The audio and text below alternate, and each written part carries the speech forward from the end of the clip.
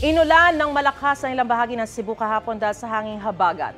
Nagdulot po yan ng baha sa iba't ibang lugar doon. Narito ang unang balita.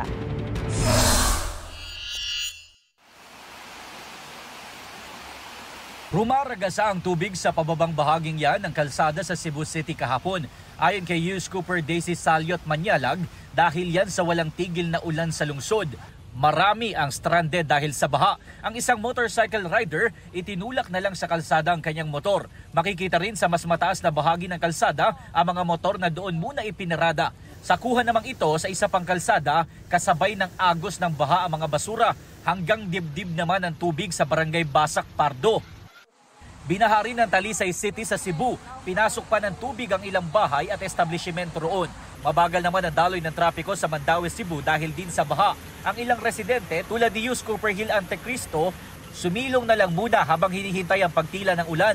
Dahil sa baha, nag-abiso ang City Command Center sa mga motorista kaugnay sa mga kalsadang hindi muna nadaraanan.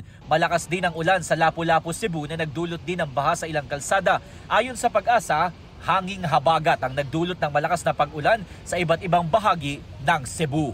Ito ang unang balita, Jomer Apresto para sa GMA Integrated News.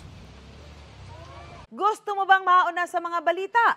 Mag-subscribe na sa GMA Integrated News sa YouTube at tumutok sa unang balita.